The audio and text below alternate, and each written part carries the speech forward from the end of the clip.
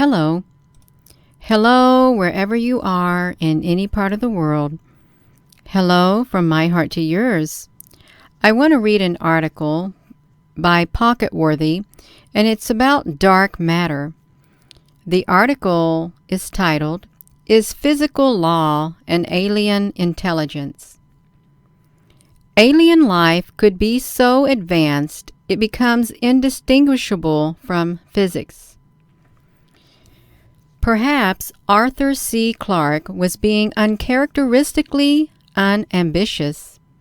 He once pointed out that any sufficiently advanced technology is going to be indistinguishable from magic. If you dropped in on a bunch of Paleolithic farmers with your iPhone and a pair of sneakers, you'd undoubtedly seem pretty magical. But the contrast is only middling. The farmers would still recognize you as basically like them, and before long they'd be taking selfies. But what if life has moved so far on that it doesn't just appear magical, but appears like physics? After all, if the cosmos holds other life, and if some of that life has evolved beyond our own waypoints of complexity and technology, we should be considering some very extreme possibilities. Today's futurists and believers in a machine singularity predict that life and its technological baggage might end up so beyond our ken that we wouldn't even realize we were staring at it. That's quite a claim, yet it would neatly explain why we have yet to see advanced intelligence in the cosmos around us, despite the sheer number of planets it could have arisen on. The so-called Fermi paradox. For examples, if machines continue to grow exponentially in speed and sophistication, they will one day be able to decode the staggering complexity of the living world, from its atoms and molecules all the way up to entirely planetary biomes. Presumably, life doesn't have to be made of atoms and molecules, but could be assembled from any set of building blocks with the requisite complexity. If so, a civilization could then transcribe itself and its entire physical realm into new forms. Indeed, perhaps our universe is one of the new forms into which some other civilization transcribed its world. These possibilities might seem wholly untestable because part of the conceit is that sufficiently advanced life will not just be unrecognizable as such, but will blend completely into the fabric of what we thought of as nature. But viewed through the warped bottom of a beer glass, we can pick out a few cosmic phenomena that, as crazy as it sounds, might fit the requirements. For example, only about 5% of the mass energy of the universe consists of ordinary matter. The protons, neutrons, and electrons that we're composed of, a much larger 27% is thought to be unseen, still mysterious stuff. Astronomical evidence for this dark, gravitating matter is convincing, albeit still not without a question. Vast halos of dark matter seem to lurk around galaxies, providing mass that helps hold things together via gravity. On even larger scales, the web-like topography traced by luminous gas and stars also hints at unseen mass. Cosmologists usually assume that dark matter has no microstructure. They think it consists of subatomic particles that interact only via gravity and the weak nuclear force, and therefore slump into tenacious, featureless swaths. They have arguments to support this point of view. But of course, we don't really know for sure. Some astronomers, noting subtle mismatches between observations and models, have suggested that dark matter has a richer inner life. At least some component may comprise particles that interact with one another via long-range forces. It may seem dark to us, but have its own version of light that our eyes cannot see. In that case, dark matter could contain real complexity, and perhaps it is where all technologically advanced life ends up, or where most life has always been. What better way to escape the nasty vagaries of supernova and gamma-ray bursts than to adopt a form that is immune to electromagnetic radiation? Upload your world to the huge amounts of real estate on the dark side and be done with it. If you're a civilization that has learned how to encode living systems in different substrates, all you need to do is build a normal matter-to-dark matter data transfer system, a dark matter 3D printer. Perhaps the mismatch of astronomical models and observations is evidence that not just of self-interacting dark matter, but of dark matter that is being artificially manipulated. Or to take this a step further, perhaps the behavior of normal cosmic matter that we attribute to dark matter is brought on by something else altogether, a living state that manipulates luminous matter for its own purposes. Consider that, at present, we have neither identified the dark matter particles nor come up with a compelling alternative to our laws of physics that would account for the behavior of galaxies and clusters of galaxies. Would an explanation in terms of life be any less plausible than a failure of established laws? Part of the fabric of the universe is a product of intelligence. The universe does other funky and unexpected stuff. Notably, it began to expand at an accelerated rate about 5 billion years ago. This acceleration is conventionally chalked up to dark energy. But cosmologists don't know why the cosmic acceleration began when it did. In fact, one explanation with a modicum of traction is that the timing has to do with life, an anthropic argument. The dark energy didn't become significant enough until time had gone by for life to take hold on Earth. For many cosmologists, that means our universe must be part of a vast multiverse where the strength of dark energy varies from place to place.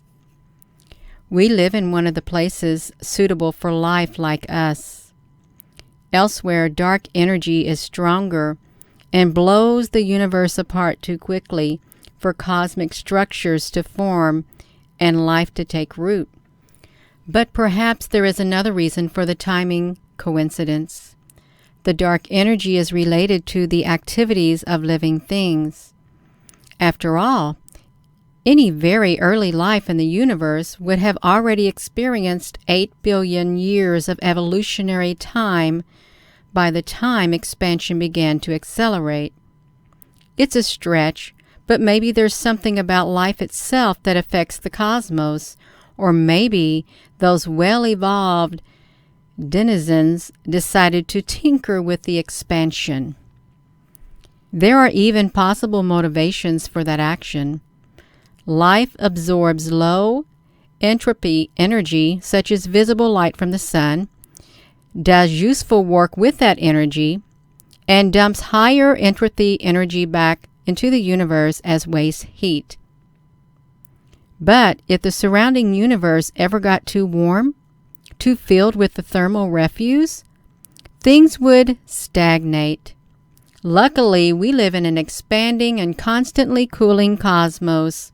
What better long-term investment by some hypothetical life 5 billion years ago than to get the universe to cool even faster? To be sure, it may come to rue its decision. Hundreds of billions of years later, the accelerating expansion would dilute matter so quickly that civilizations would run out of fresh sources for energy.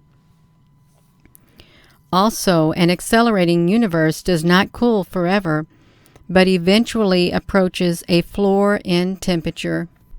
One idea for the mechanism of an accelerating cosmic expansion is called quintessence, a relative of the Higgs field that permeates the cosmos.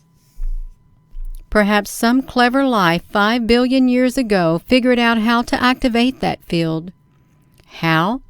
Beats me, but it's a thought-provoking idea, and it echoes some of the thinking of cosmologist Freeman Dyson's famous 1979 paper, Time Without End, where he looked at life's ability in the far, far future to act on an astrophysical scale. Once we start proposing that life could be a part of the solution to the cosmic mysteries, there's no end to the fun possibilities. Although dark matter life is a pretty exotic idea, it's still conceivable that we might recognize what it is, even capturing it in our labs one day or being captured by it. We can take a tumble down a different rabbit hole by considering that we don't recognize advanced life because it forms an integral and unsuspicious part of what we consider to be the natural world. Life's desire to avoid trouble points to some options. If it has a choice, life always looks for ways to lower its exponential risk. You don't build your nest on the weakest branch or produce trillions of single-celled clones unless you build in some variation and backup. Maybe there's something about life itself that affects the cosmos.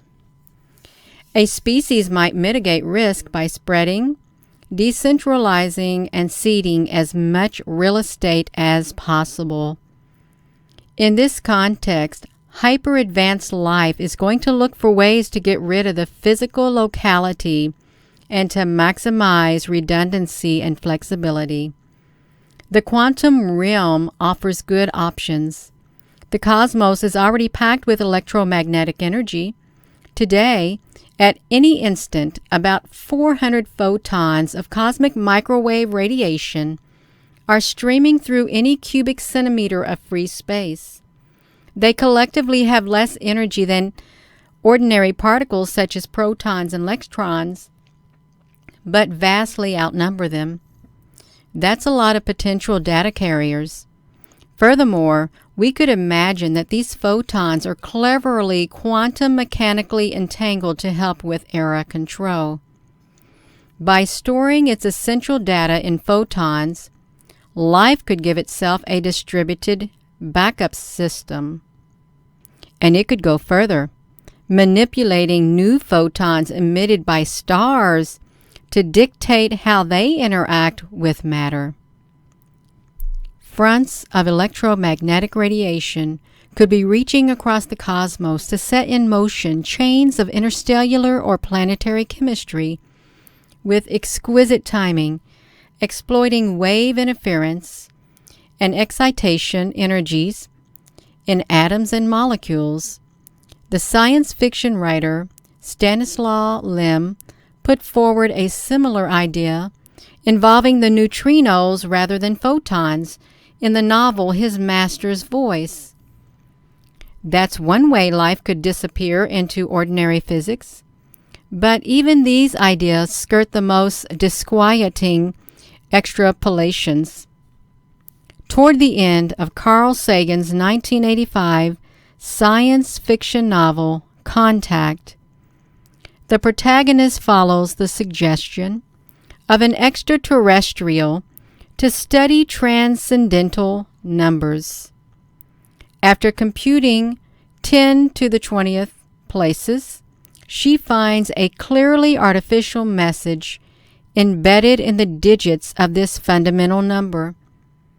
In other words, part of the fabric of the universe is a product of intelligence, or is perhaps even life itself. It's a great mind-bending twist for a book. Perhaps hyper-advanced life isn't just external. Perhaps it's already all around. It is embedded in what we perceive to be physics itself. From the root behavior of particles and fields to the phenomena of complexity and emergence. In other words, life might not just be in the equations. It might be the equations. Caleb Scharf is an astrophysicist, the Director of Astrobiology at Columbia University in New York, and a founder of the Yoshinsi Org, an institute that studies human and machine consciousness. His latest book is The Copernicus Complex, Our Cosmic Significance in a Universe of Planets and Probabilities. So, I hope you liked hearing this article that was from Pocket Worthy. And perhaps I'll be able to do some more article reading like this because it is informative. It really is. Thank you so much for listening. Love you.